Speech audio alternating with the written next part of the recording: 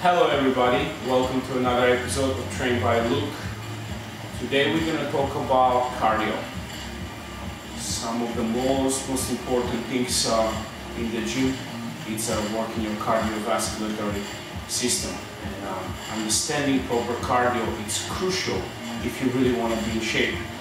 All the time I get a lot of questions about cardio. One of the most famous being, should I do cardio before or after weightlifting?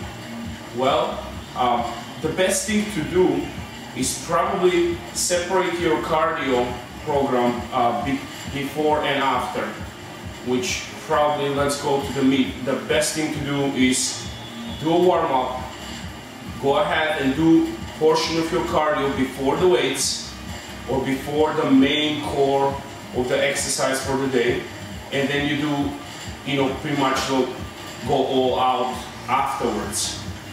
So that being said, let's say if you have a 30-minute cardio to do, go ahead, warm up, choose the cardio equipment you're gonna do it, and then go ahead, do 15 minutes, then do your main workout, which is, let's go old school bodybuilding, let's say chest and back. So you do chest and back, and then you go back and do another 15 minutes. That is probably the best, from several reasons.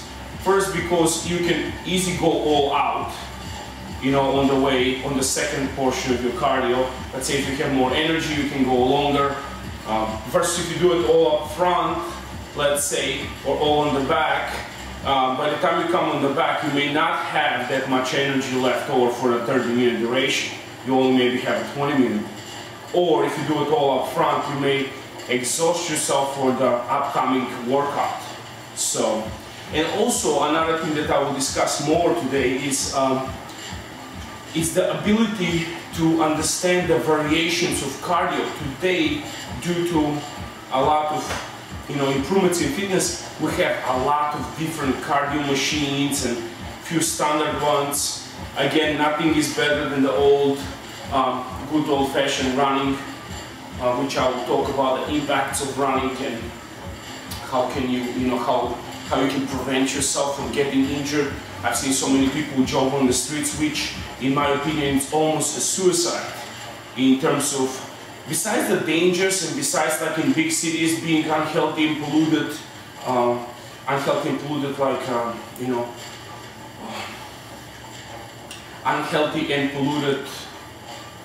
air. I'm talking more like damaging your cartilages, your knees, your ankles, because especially if you're a little bit overweight, because every single impact that you do, it's just so stressful in your musculoskeletal system, and we have to understand the importance of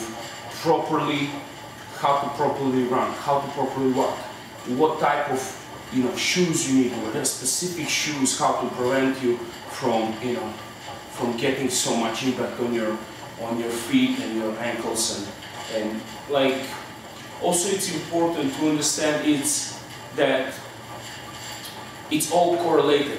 It's all kinetic chain. So if something goes, it will feel it in your hips, it will feel it in your, potentially shoulder and whatnot. Let's go back to the cardio before and after and understanding the differences. The beauty about cardio before and after is you can choose different machines. You can do 15 minutes on a bike and 20 minutes on a treadmill afterwards. Or 15 minutes on running and then another 15 minutes doing kettlebell swings or kickboxing after you're done.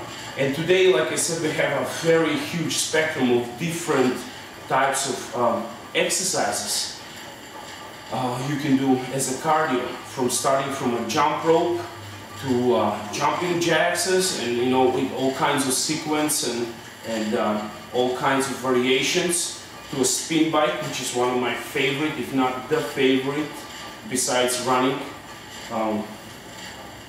Then you have all kinds of varieties of treadmills, rowing machines, and a few variations of elliptical machines. They're all good. You'll need to understand and know how to combine them and how to optimize them into your workout.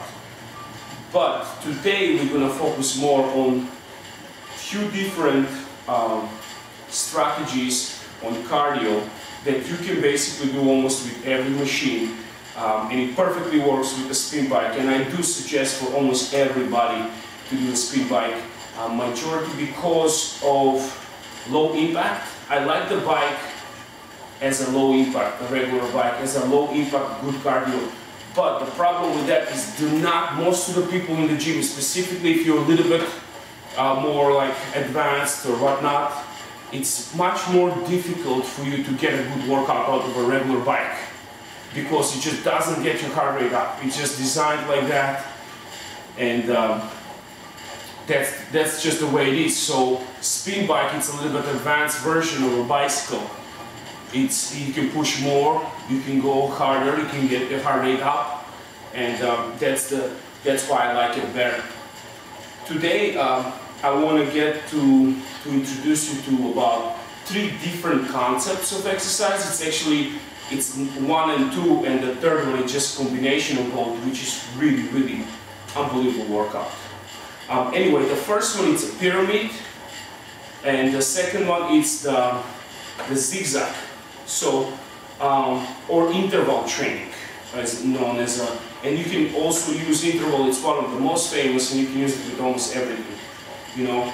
So with the pyramid, especially effective on the bike, it's every 2 minutes you go ahead and you just increase the resistance slowly, and then 2 minutes again, increase it. 2 minutes again, increase it. So you slowly increase it until you can barely pedal. And then you just, after somewhere in 8 minutes in, you just go and loosen up and just let it ride. So that's very effective with the bike. Today we're talking about the spin bike, and that's where it stays. And this is what you do for about 2 to 3 times, okay? Or number 2 is the zigzag in interval, or you spin and then you increase and you go slow for about 2 minutes in, 2 minutes out, 2 minutes in, 2 minutes out. And I would suggest to go as much. It's usually about 15 minutes tops, but you can also, build it up to where you can be comfortable doing intervals for a long time, like 30 minutes and so. And the third one, it's amazing concept. It's basically starting with the pyramid, and then just blast yourself all out with a zigzag or interval training. So you do it once, you build it up. I would say every 2 minutes, increase, increase, increase, increase, increase, and then poof, and then you go in about 3 or 4 minutes out, very light, and then after you're done with that, take a rest for, like say, a minute, and then go with interval. Again, build it up, right, one after each other, and it usually takes about half hour, and it's just a blast of a workout, especially on a spin bike. So go ahead, check it out. Thank you for watching me. See you next episode. Bye.